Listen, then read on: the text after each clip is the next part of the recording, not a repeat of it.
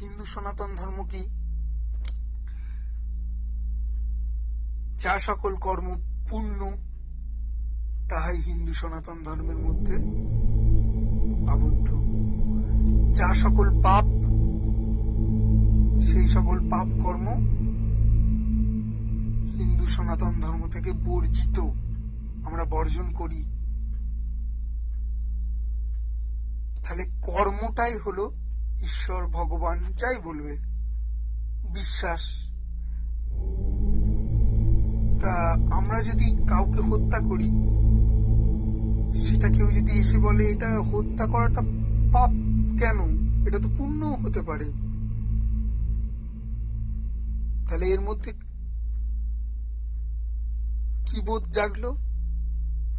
সে বলতেই পারে, তার রাইট আছে যে কাউকে হত্যা করাটা পাপ কেন, পুণ্য তো হতে পারে, হত্যা করলে পুণ্য তো হতে পারে, নিম পাতা খেলে তো মিষ্টিও লাগতে পারে, তেমনি ধরনের জিনিস আর কি খানিকটা। তা এটা খানিকটা ওই কি বলা যায়, নাস্তিক এই সূত্র থেকে সৃষ্টি হয়েছে যে হত্যা করলে তো পুণ্য হতে পারে, কারুর চুরি করলে সেটা তো পুণ্য হতে পারে। যুক্তি নেই।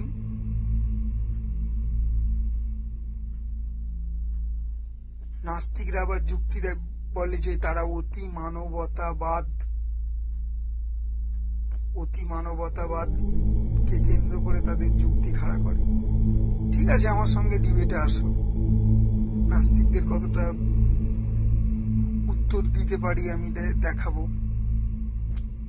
তা আত্মার শুদ্ধিকরণ প্রথমে প্রয়োজন। আর হিন্দু সনাতন ধর্ম কোন ধর্মকে কোনোদিনও আঘাত করে না, করেছে? কোন ধর্মের কে আঘাত করেছে? পৃথিবীতে সমস্ত মানুষ হিন্দু সনাতন ধর্মের। তার মধ্যে যদি আত্মার শুদ্ধিকরণ ঘটে, তার মধ্যে যদি পুণ্য থাকে, সে যদি পুণ্যের কাজ করে, সে হিন্দু সনাতন ধর্মের। আমরা দু বাহু তুলে তাকে গ্রহণ করি, কোনোদিনও তাকে বর্জন করব না, সে যে দেশেরই হোক। আজকে মার্কিন যুক্তরাষ্ট্রের কৃষ্ণ নামে পাগল হয়ে ইস্কন মঠ তৈরি করেছে। কৃষ্ণকে নিয়ে অনেকে নাস্তিকরা বিচার করে যে কৃষ্ণের এতগুলো সখী ছিল, এই করেছে, এই চরিত্র নিয়ে প্রশ্ন করে।